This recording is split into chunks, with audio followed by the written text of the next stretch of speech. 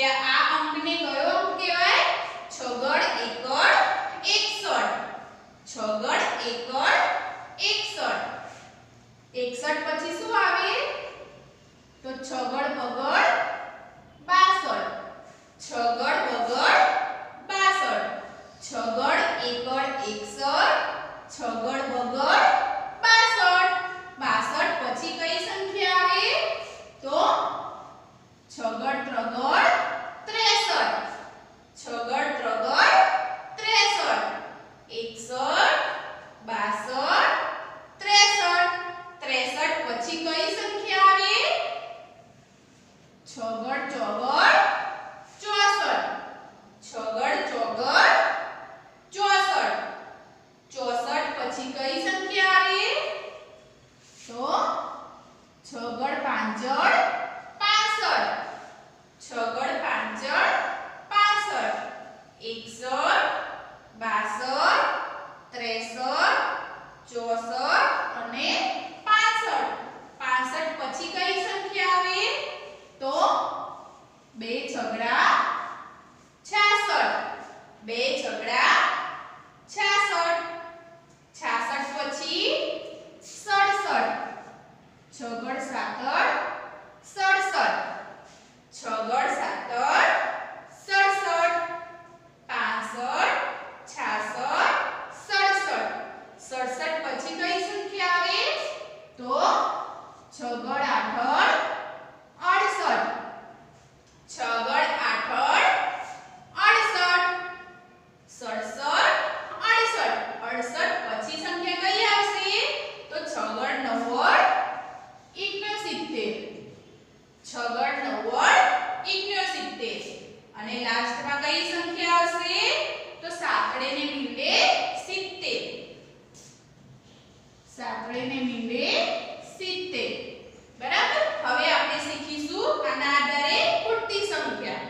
Okay, તો ચાલો અહીંયા આપણે લખીશું 61. બરાબર. 61 પછી આપણે અહીંયા ખાલી જગ્યા કરીશું. અહીંયા લખીશું 63. બરાબર. અહીંયા આપણે લખીશું 66. બરાબર.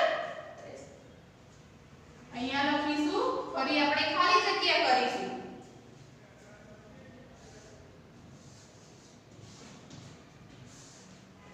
બરાબર. આપણે હવે શું કરવાનું છે કે જે ખાલી જગ્યા છે ત્યાં આપણે સંખ્યા ઉમેરવાની છે. એટલે કે જે ખૂટતી સંખ્યા છે એ આપણે અહીંયા લખવાની છે. બરાબર.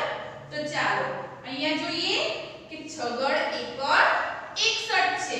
તો 61 પછી કઈ સંખ્યા આવે? અહીંયા તો આપણે ખાલી જગ્યા છે, પણ હવે કઈ સંખ્યા લખીશું 61 પછી? તો અહીંયા આપણે જોવાનું કે 61 62. 61 પછીની સંખ્યા કઈ છે? છગડ બગડ 62. તો આપણે અહીંયા કઈ સંખ્યા લખીશું? છગડ બગડ 62. બરાબર. કારણ કે આ સંખ્યા ખૂટતી સંખ્યા છે. જે આ ખાલી જગ્યા છે એ સંખ્યા ખૂટતી સંખ્યા છે, જે આપણે સંખ્યા લખવાની છે. બરાબર. તો 61 પછી 62. 62 પછી પણ આપણે શું લખેલું છે અહીંયા કઈ સંખ્યા? છગડ ત્રગડ 63. 63 પછી આપણે અહીંયા ખાલી જગ્યા આપેલી છે. તો આપણે હવે 63 પછી કઈ સંખ્યા આવશે એ લખીશું. તો 61 62 63 63 પછીની સંખ્યા કઈ છે?